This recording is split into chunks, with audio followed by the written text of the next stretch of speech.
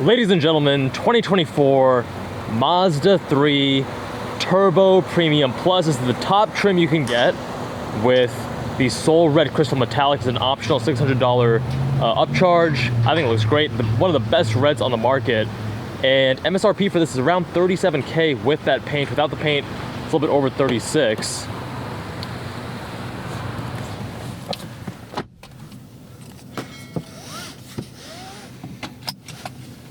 And essentially, it's either this or the carbon. I've reviewed the carbon on the channel before. They're the two turbocharged options. If you're the driving enthusiast, you want the extra power, you have a 2.5 liter inline 4 with all Mazda 3s. And if you want the turbocharged, you have to go to the higher end trims. That gives you 250 horsepower, 320 pound-feet of torque with premium, and 227 and 310 respectively on 87 octane. So I bought a Mazda CX-50 Turbo Premium Plus, and it's actually the same platform as the Mazda 3. It's based on a stretched version of the Mazda 3 platform. And I went with the highest trim because there were a few key features that I wanted. Things like the 360 cam, things like the wireless phone charger, which by the way in my car doesn't even work, and of course the stronger engine, but you couldn't get those unless you went to the higher trim. So it's unlike BMW, for example, where you can pick and choose various options. You get these various trims that come bundled with the options that they presume you may want as the price goes up. So this is the highest trim of the Mazda 3, and honestly, it's probably also the one that I would get if I needed a daily like this, because the carbon that comes below it doesn't have a few key things that I definitely do want, such as this heads-up display right there that not only shows you your speed, but also helps you with your navigation turn by turn if you're using something like Apple Maps. You also get paddle shifters only in this, but not in the carbon, which I think is really surprising why they didn't include something as simple as paddle shifters. You get slightly different headlights and taillights, but I mean, who really cares about that? Some more black finishes on the exterior, like the spoiler, the shark fin antenna, the front air dam and air guides. Again, not sure how valuable that is to most people. Additional colors is probably a bigger one because you can only get the carbon in the zircon sand, whereas this Turbo Premium Plus has all the regular colors minus the zircon sand. You have this frameless auto dimming rear mirror, which I think it's cool, but I don't know. I don't mind the old school with the tab because you can actually get a darker, it'll actually dim more with that tab, versus the auto dimming doesn't seem to darken as much. So if someone has really bright headlights behind you, that can sometimes be a little bit bothersome. Both of them are gonna have heated seats, not cooled, but this one has a heated steering wheel as well. It's gonna depend on your climate how important that is to you. You get 12 speaker Bose in the Turbo Premium Plus versus 8 speaker in the Carbon. I don't really focus on audio on this channel, and honestly I didn't really test each one thoroughly, so I can't really comment on how much better the 12 speaker is versus the 8. You get Sirius XM radio with a 3-month trial, but I mean, who really cares about that? Aluminum speaker grill, again, who really cares about that? Mazda online navigation system with off-road navigation. Again, who cares? You're gonna be using your Apple CarPlay. The actual seats here are gonna be red or black leather, whereas in the zircon sand, they're only terracotta. I actually really do like the terracotta. That's what I have in my CX-50. The 360 view camera, which when you go to park, I think is actually really clutch, really helpful, very nice touch. The other big thing from a driving perspective is the cruising and traffic support, only available here, not on the Carbon. That's the one you really want. So both are gonna have the adaptive cruise control, but the cruising and traffic support allows you to have that lane centering where it's gonna actually turn the wheel for you, with the curves and slow down to a crawl with traffic. I've tested it here and it is so much better than just a regular adaptive cruise control with lane keep, because again, lane keep is just kind of ping-ponging you back and forth from the walls. It's not doing any active lane centering. And in my 23 CX-50, I don't have, even though it's the Turbo Premium Plus, the highest trim, they didn't have that yet. So that's newer for the 24 model years. They did bring it to the CX-50 for the newer model year, as well as for the Mazda 3 and probably their whole lineup. And then finally, in addition, you get the parking sensors front and rear, and also smart brake support for the rear and cross traffic, not just for the front. So what I want to focus on today is how it actually feels to live with. Day to day, getting groceries, driving on roads like this, not the canyon carving and track day reviews that we normally do, focusing on driving dynamics at the limit, but how the car actually behaves when you're just using it in your regular life. I've been living with it for the last week, and no surprise, I actually do like it quite a bit because it's very similar to my Mazda CX-50. It is quite comfortable and surprisingly practical. I actually took off the front wheel from my 58 centimeter road bike and fit the whole thing back there without even having to take off my saddle. which normally in cars like this, I need to take off the saddle. So it has plenty of space, obviously not quite as big as the CX-50. I don't even have to take off the front wheel when I put my bike in that vehicle. But for a lot of people, this gives you all the comfort and practicality that you actually need.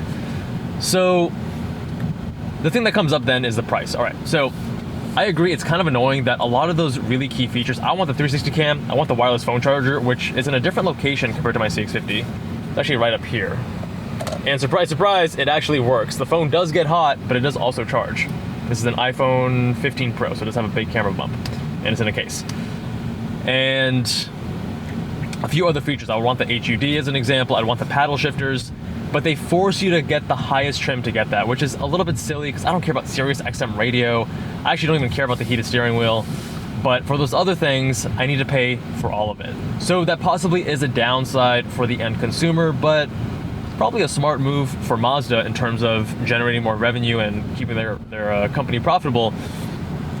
But then people are gonna point out that, hey, you can get X, Y, and Z vehicle for the same price. But you gotta keep in mind, when you're comparing these cars, it's not just, don't look at the top trim of the Mazda 3 Turbo versus the bottom trim of whatever Audi or whatever entry luxury BMW you wanna compare it to. You gotta compare like with like. So to get with all these options and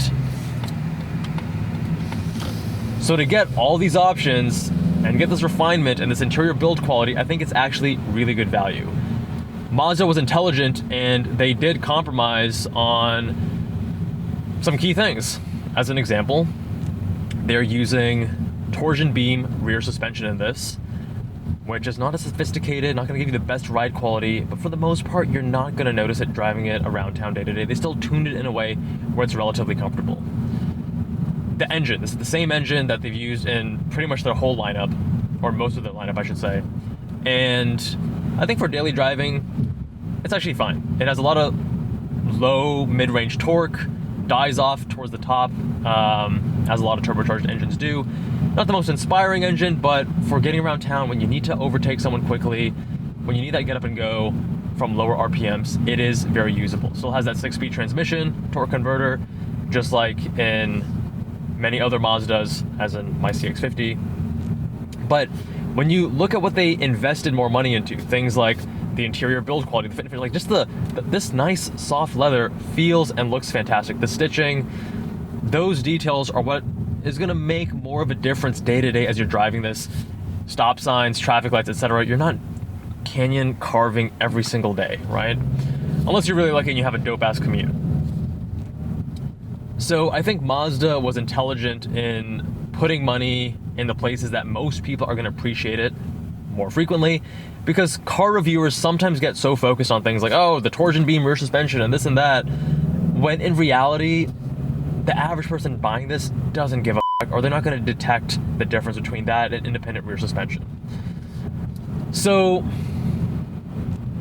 again, not surprising that I do like the car. I think the inputs are really natural. I think it has good steering. Still not quite as good as my CX-50, but it's pretty close. I'm not sure what the difference is, because this is a very similar platform, but they have tuned the steering a little bit differently. It's still good steering. The engine and transmission get the job done. They're not really the highlight or the special point of the vehicle. I'd say it's more about the value you get in terms of interior, the premium feel, like entry-level luxury, at a relatively affordable price point. Now, would I get a Mazda 3 Turbo Premium Plus? No, but that's because the CX-50 Turbo Premium Plus fits my needs better. That car is about $6,000 more new MSRP. But if you need something smaller, then yes, save that cash and get something that's pretty similar. Still feels pretty premium. Looks, I mean, subjective. Either you like the rugged off-road look of the CX-50, or you like the more sportier hatchback look of the Mazda 3. They're going for different kind of vibes, different kind of markets. But they're more similar than different. And you guys can watch the whole playlist I have with the CX-50. I love that vehicle. I've had it now for a year and a half, and it's so hard for me to let go of because it just drives so well. It's actually enjoyable behind the wheel. Again, you're not pushing these vehicles to 8, 9, 10 tenths. These are cars that you're not pushing really past 5 or 6 tenths.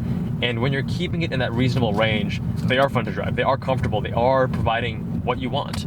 And the little details like the 360 cam or now the lane centering, they do make a big difference when you're just driving around town, handling your errands and your daily life. So, my friends, let me know what you think of the Mazda 3 Turbo Premium Plus. Big thanks to Mazda USA for giving me the opportunity. Much love, my friends, and I'll see you all in the next one.